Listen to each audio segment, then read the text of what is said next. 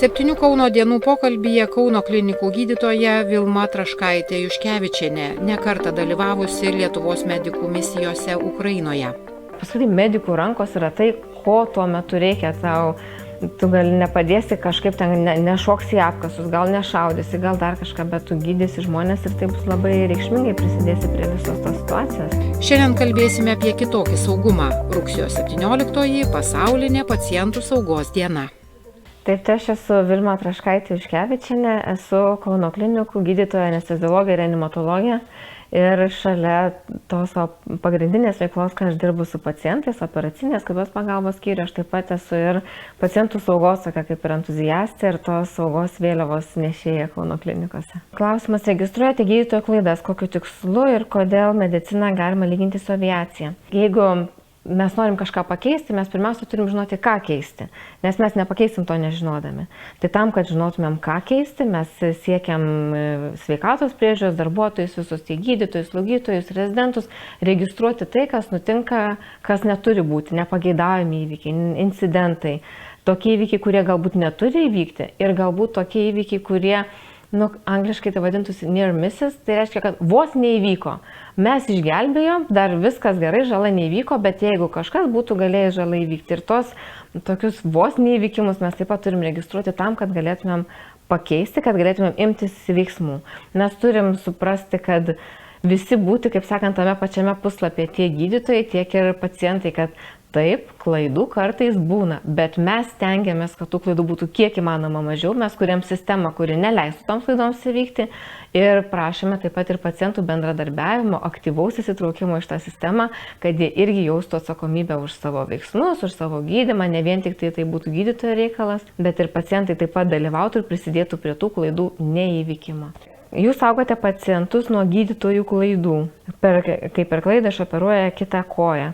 Taip, sauga chirurgija čia dar vienas yra labai svarbus aspektas, kuriuo mes irgi intensyviai dirbame.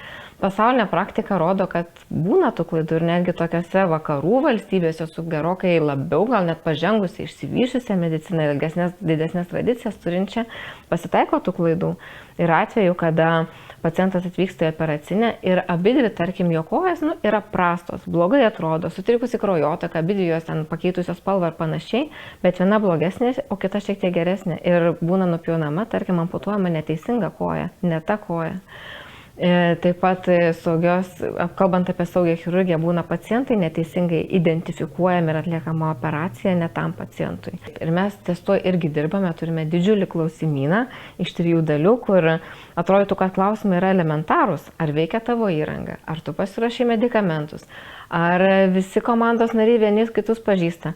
Yra buvęs irgi toks būtent atvejis, kai yra, turbūt įsivaizduom, yra operacinė dirba 8 valandas, ir per tas 8 valandas yra atliekamas tam tikras operacijų sąrašas. Tarkim, 3 operacijos, ta pati komanda, tas pats chirurgas, tas pats anesteziologas, tie patys slaugytojai, ir jie vieną po kitos atlieka operacijas. Ir būna taip, kad kartais operacijų eiga yra sumaišoma ir chirurgas sugalvoja, kad jis eis operuoti tą dalyką, o pacientas būna pakviestas kitas. Ir taip yra buvę, kad pacientas ant stalo yra vienas vardu ir pavardė, o chirurgas eina operuoti kaip kitą pacientą. Ir tik tai būtent saugios chirurgijos klausimyno metu mes, atlikdami tos atsakydami klausimus, mes išsiaiškinam, kad būtent pacientas yra kitas, kad jam turės būti atliekama kita operacija, negu chirurgas buvo nusiteikęs arba įsivaizdavo. Tai iš tikrųjų padėjo reikšmingai apsaugoti pacientą nuo jam nereikalingos nebūtinos operacijos. Kaip su paskirtų vaistų sauga? Dar viena labai aktuali tema ir kaip dar vienas toks kolosas pacientų saugoje yra medikamentų sauga. Vėlgi mes galvojame, kad užsienyje apie medikamentų saugą tikrai labai daug yra kalbama, kad vėlgi ne tas medikamentas, ne ta dozė, ne tam pacientui yra paskiriamas. Ir galvojam, kad Lietuvoje tai čia tikrai taip nėra, mes viską gerai paskiriam ir nieko mes nesumaišom. Kol nepradėjom registruoti įvykių. Ir kai pradėjom registruoti, ir kai ta registracija įsivažiavo, kai mes sulaukėm vis daugiau ir daugiau registracijų, pamatėm, kad medikamentų klaidos arba su medikamentų skirimu susijusios klaidos yra labai dažnas dalykas. Ir tai nėra, kad ne tas vaistas paskiriamas. Gali būti ir tas vaistas, ne ta dozė, ne toks, tarkim, praskėdimas. Paskiriama, tarkim, į veną, o turėtų būti ten į raumenį arba ir panašiai. Yra priemonės labai aiškios, kurios padeda to išvengti. Jos vėlgi yra labai banalios, labai paprastos. Tarkim, pasilaikyti vaistus standartinėse vietose. Prieš skiedžiant vaistais 3 kartus patikrinti jo pavadinimą, galiojimą ir garsiai ištarti pavadinimą.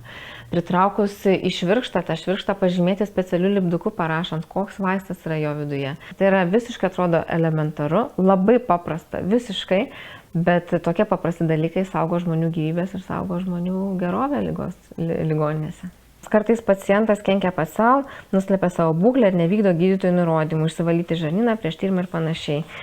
Kadangi aš esu anesteziologė, man yra labai svarbu, kad pacientai prieš operaciją atvyktų nevalgę, nes tam yra tam tikros komplikacijos. Jeigu jie bus pavalgę anksčiau negu reikalinga, turi būti 6 valandos praėjusios, jeigu jie bus pavalgę, tarkim, pusryčius ir atvyksta operacijai, didėja rizika, kad tas skrandžio turinys jiems užmigus pakils tiesiog stempliai viršų ir nukeliaus į plaučius, įvyks tokia komplikacija, vadinama aspiracija, kuri irgi yra ne visada gyvybei grėsminga, bet tikrai sukelianti daug problemų pacientui vėlesniais etapais.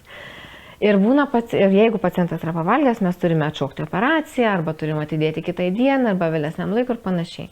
Ir buvo toks atvejis, kada pacientas sako, ar kada valgėt? Ne, pusryčių valgiau tik tai vakar vakare.